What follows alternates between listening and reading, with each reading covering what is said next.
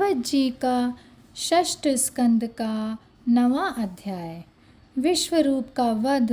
वृत्रासुर द्वारा देवताओं की हार और भगवान की प्रेरणा से देवताओं का दधीचि ऋषि के पास जाना। श्री सुखदेव जी कहते हैं, परीक्षित, हमने सुना है कि विश्वरूप के 3 सिर थे। वे एक मुंह से सोमरस तथा दूसरे से सुरा पीते थे और तीसरे से अन्न खाते थे। उनके पिता त्वष्टा आदि 12 आदित्य देवता थे, इसलिए वे यज्ञ के समय प्रत्यक्ष रूप में ऊंचे स्वर से बोलकर बड़े विनय के साथ देवताओं को आहुति देते थे। साथ ही वे छिप छिप कर असुरों को भी आहुति दिया करते थे। उनकी माता असुर कुल की थीं, इसलिए वे मातृ स्नेह के वशीभूत होकर यज्ञ करते समय इस प्रकार असुरों को भाग पहुंचाया करते थे। देवराज इंद्र ने देखा कि इस प्रकार वे देवताओं का अपराध और धर्म की ओट में कपट कर रहे हैं। इससे इंद्र डर गए और क्रोध में भरकर उन्होंने बड़ी फुर्ती से उनके 3 सिर काट लिए। विश्वरूप का सोमरस पीने वाला सिर पपीहा, सुरापान करने वाला गौरैया और अन्न खाने वाला तीतर हो गया। इंद्र चाहते तो विश्वरूप के वध से लगी हुई हत्या को दूर कर सकते थे, परंतु उन्होंने ऐसा करना उचित ना समझा। वरम हाथ जोड़कर उसे स्वीकार कर लिया तथा 1 वर्ष तक उससे छूटने का कोई उपाय नहीं किया। तदनंतर सब लोगों के सामने अपनी शुद्धि प्रकट करने के लिए उन्होंने अपनी ब्रह्म हत्या को 4 हिस्सों में बांटकर पृथ्वी, जल, वृक्ष और स्त्रियों को दे दिया। परीक्षित, पृथ्वी ने बदले में यह वरदान लेकर कि जहाँ कहीं गड्ढा होगा वे समय पर अपने आप भर जाएगा, इंद्र की ब्रह्म हत्या का चतुर्थांश स्वीकार कर लिया। वही ब्रह्म हत्या पृथ्वी में कहीं कहीं ऊसर के रूप में दिखाई पड़ती है। दूसरा चतुर्थांश वृक्षों ने लिया।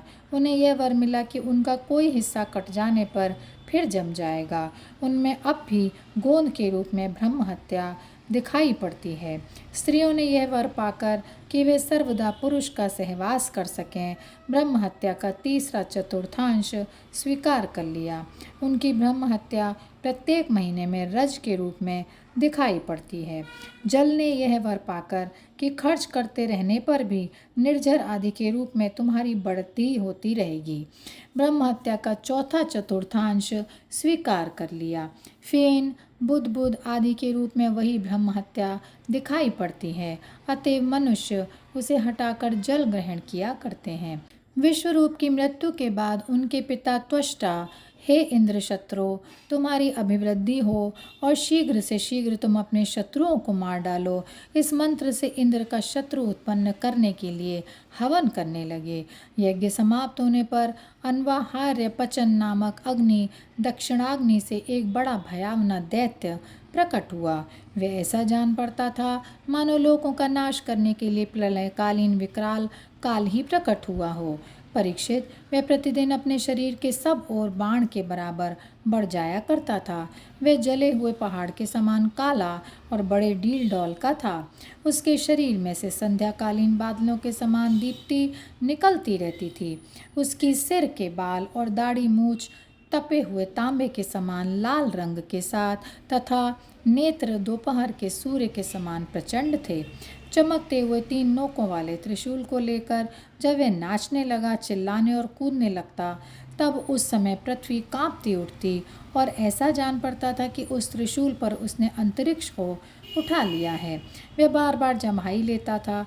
इससे जब उसका कंदरा के समान गंभीर मुंह खुल जाता, तब जान पड़ता कि वह सारे आकाश को ही पी जाएगा, जीभ से सारे नक्षत्रों को चाट जाएगा और अपनी विशाल एवं विकराल दाढ़ों वाले मुंह से 3 लोकों को निगल जाएगा।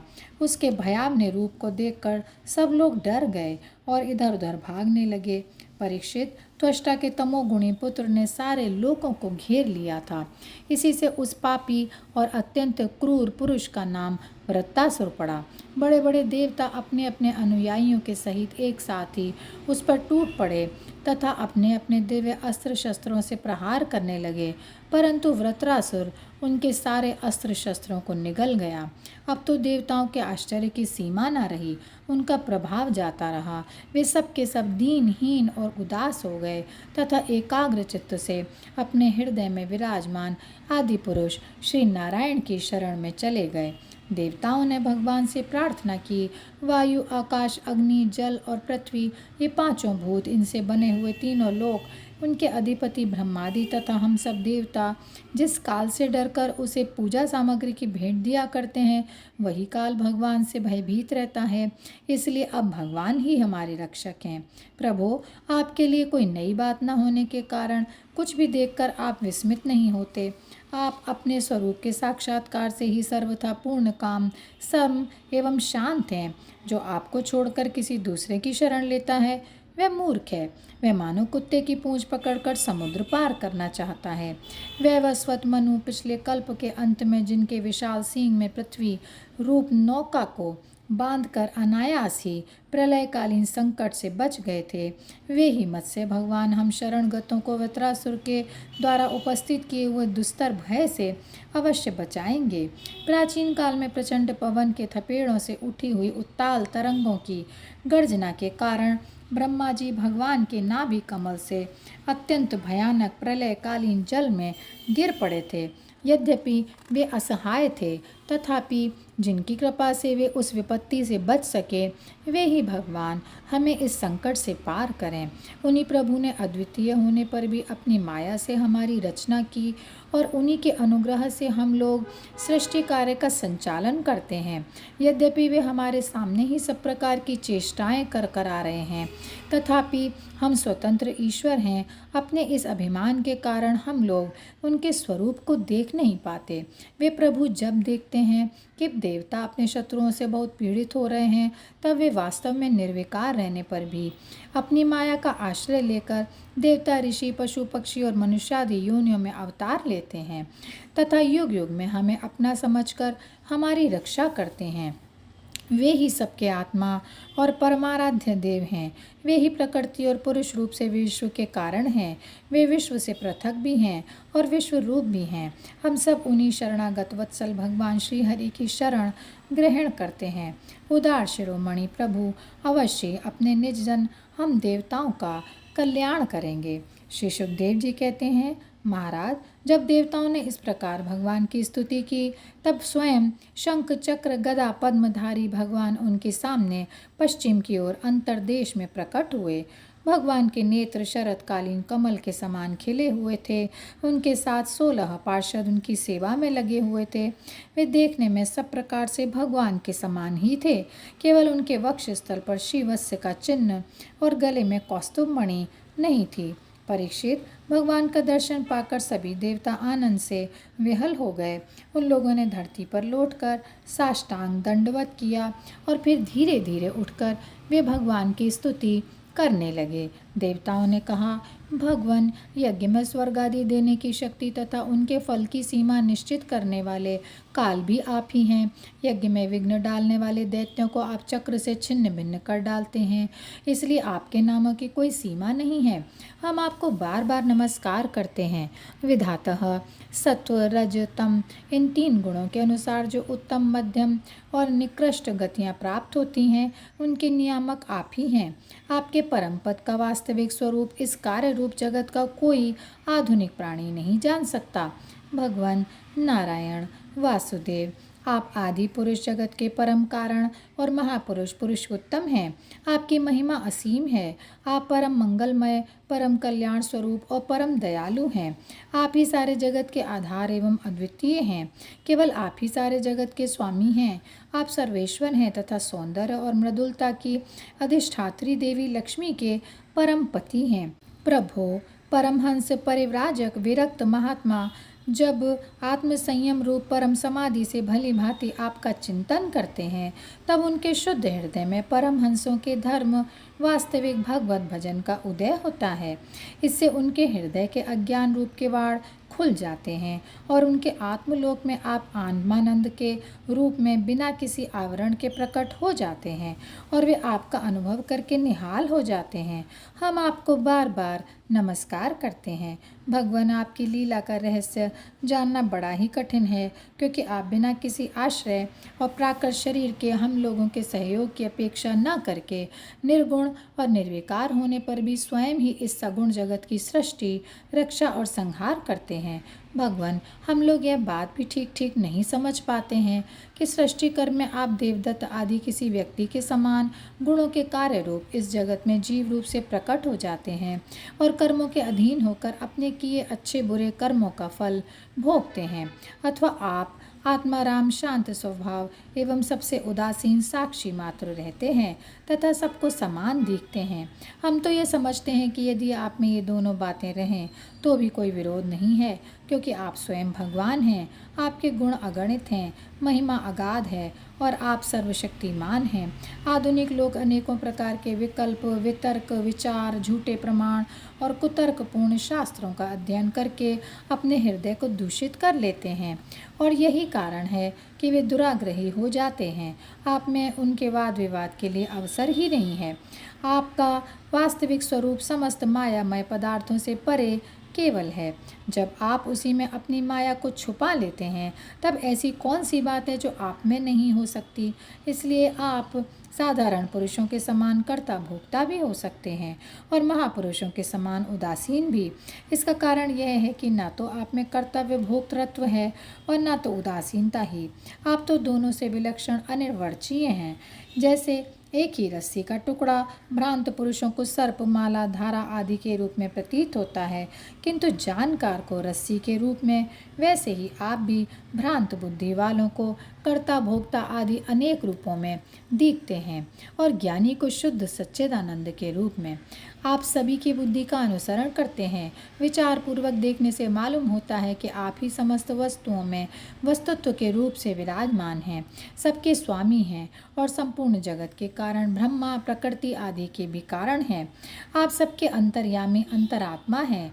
इसीलिए जगत में जितने भी गुण दोष प्रतीत हो रहे हैं उन सब की प्रतीतियाँ अपने अधिष्ठान स्वरूप आपका ही संकेत करती हैं और श्रुतियों ने समस्त पदार्थों का निषेध करके अंत में निषेध की अवधि के रूप में केवल आपको ही शेष रखा है। मधुसूदन, आपकी अमृतमयी महिमा रस का अनंत समुद्र है। उसके नन्हे से सीकर का भी अधिक नहीं। एक बार भी स्वाद चख लेने से हृदय में नित्य निरंतर परमानंद की धारा बहने लगती है। उसके कारण अब तक जगत में विषय भोगों के जितने भी लेश मात्र, प्रतीति मात्र सुख का अनुभव हुआ है, यह परलोक आदि के विषय में सुना गया है, वह सब का सब जिन्होंने भुला दिया है। समस्त प्राणियों के परम प्रियतम, हितैषी, सुहृद और सर्वात्मा आप ऐश्वर्य निधि परमेश्वर में, जो अपने मन को नित्य निरंतर लगाए रहते हैं और आपके चिंतन का ही सुख लूटते रहते हैं, वे आपके अनन्य प्रेमी परम भक्त पुरुष ही अपने स्वार्थ और परमार्थ में निपुण हैं। मधुसूदन, आपके वे प्यारे और सुहृद भक्त जन भला आपके चरण कमलों का सेवन कैसे त्याग सकते हैं, जिससे जन्म मृत्यु रूप संसार के चक्कर से सदा के लिए छुटकारा मिल जाता है। प्रभु, आप त्रिलोकी के आत्मा और आश्रय हैं। आपने अपने 3 पगों से सारे जगत को नाप लिया था और आप ही तीनों लोकों के संचालक हैं। आपकी महिमा त्रिलोकी का मन हरण करने वाली है। इसमें संदेह नहीं है कि दैत्य, दानव आदि असुर भी आपकी ही विभूतियाँ हैं। तथापि यह उनकी उन्नति का समय नहीं है। यह सोचकर आप अपनी योग माया से देवता, मनुष्य, पशु, नरसिंह आदि मिश्रित और मत्स्य आदि जलचरों के रूप में अवतार ग्रहण करते हैं और उनके अपराध के अनुसार उन्हें दंड देते हैं। दंडधारी प्रभु, यदि जचे तो आप उन्हीं असुरों के समान इस वृत्रासुर का भी नाश कर डालिए। भगवान, आप हमारे पिता, पितामह सब कुछ हैं। हम आपके निजजन हैं और निरंतर आपके सामने सिर झुकाए रहते हैं। आपके चरण कमलों का ध्यान करते करते हमारा हृदय उन्हीं के प्रेम बंधन से बंधा गया है। आपने हमारे सामने अपना दिव्य गुणों से युक्त साकर विग्रह प्रकट करके हमें अपनाया है। इसलिए प्रभु, हम आपसे यह प्रार्थना करते हैं कि आप अपनी दया भरी विशद सुंदर और शीतल मुस्कान युक्त चितवन से तथा अपने मुखारविंद से टपकते हुए मनोहर वाणी रूप सुमधुर सुधा बिंदु से हमारे हृदय का ताप शांत कीजिए, हमारे अंतर की जलन बुझाइए। प्रभु, जिस प्रकार अग्नि की ही अंशभूत चिंगारियां आदि अग्नि को प्रकाशित करने में असमर्थ हैं, वैसे ही हम भी आपको अपना कोई भी स्वार्थ परमार्थ निवेदन करने में असमर्थ हैं। आपसे भला कहना ही क्या है, क्योंकि आप संपूर्ण जगत की उत्पत्ति, स्थिति और लय करने वाली दिव्य माया के साथ विनोद करते रहते हैं तथा समस्त जीवों के अंतःकरण में ब्रह्म और अंतर्यामी के रूप में विराजमान रहते हैं। केवल इतना ही नहीं, उनके बाहर भी प्रकृति के रूप से आप ही विराजमान हैं। जगत में जितने भी देश, काल, शरीर और अवस्था आदि हैं, उनके उपादान और प्रकाशक के रूप में आप ही उनका अनुभव करते रहते हैं। आप सभी वृत्तियों के साक्षी हैं। आप आकाश के समान सर्वगत हैं, निर्लिप्त हैं। आप स्वयं पर ब्रह्म परमात्मा हैं। अतएव हम अपना अभिप्राय आपसे निवेदन करें, इसकी अपेक्षा न रखकर जिस अभिलाषा से हम लोग यहाँ आए हैं उसे पूर्ण कर दीजिए। आप अचिंत्य ऐश्वर्य संपन्न और जगत के परम गुरु हैं। हम आपके चरण कमलों की छत्र छाया में आए हैं, जो विविध पापों के फलस्वरूप जन्म मृत्यु रूप संसार में भटकने की थकावट को मिटाने वाली है। सर्वशक्तिमान श्री कृष्ण, वृत्रासुर ने हमारे प्रभाव और अस्त्र शस्त्रों को तो निगल ही लिया है, वह अब तीनों लोकों को भी ग्रस रहा है। आप उसे मार डालिए। प्रभु, आप शुद्ध स्वरूप हृदय स्थित शुद्ध ज्योतिर्मय आकाश, सबके साक्षी, अनादि अनंत और उज्ज्वल कीर्ति संपन्न हैं। संत लोग आपका ही संग्रह करते हैं। संसार के पथिक जब घूमते घूमते आपकी शरण में आ पहुँचते हैं, तब अंत में आप उन्हें परमानंद स्वरूप अभीष्ट फल देते हैं और इस प्रकार उनके जन्म जन्मांतर के कष्ट को हर लेते हैं। प्रभु, हम आपको नमस्कार करते हैं। श्री सुखदेव जी कहते हैं, परीक्षित, जब देवताओं ने बड़े आदर के साथ इस प्रकार भगवान का स्तवन किया, तब वे अपनी स्तुति सुनकर बहुत प्रसन्न हुए और कहने लगे। श्री भगवान ने कहा, श्रेष्ठ देवताओं, तुम लोगों ने स्तुति युक्त ज्ञान से मेरी उपासना की है, इससे मैं तुम लोगों पर प्रसन्न हूँ। इस स्तुति के द्वारा जीवों को अपने वास्तविक स्वरूप की स्मृति और मेरी भक्ति प्राप्त होती है। देव शिरोमणियों, मेरे प्रसन्न हो जाने पर कोई भी वस्तु दुर्लभ नहीं रह जाती। तथापि मेरे अनन्य प्रेमी तत्ववेत्ता भक्त मुझसे मेरे अतिरिक्त और कुछ भी नहीं चाहते। जो पुरुष जगत के विषयों को सत्य समझता है, वह ना समझ अपने वास्तविक कल्याण को नहीं जानता। यही कारण है कि वह विषय चाहता है, परंतु यदि कोई जानकर उसे उसकी इच्छित वस्तु दे देता है, तो वह भी वैसा ही ना समझ है। जो पुरुष मुक्ति का स्वरूप जानता है, वह अज्ञानी को भी कर्मों में फंसने का उपदेश नहीं देता। जैसे रोगी के चाहते रहने पर भी सद्वैद्य उसे कुपथ्य नहीं देता।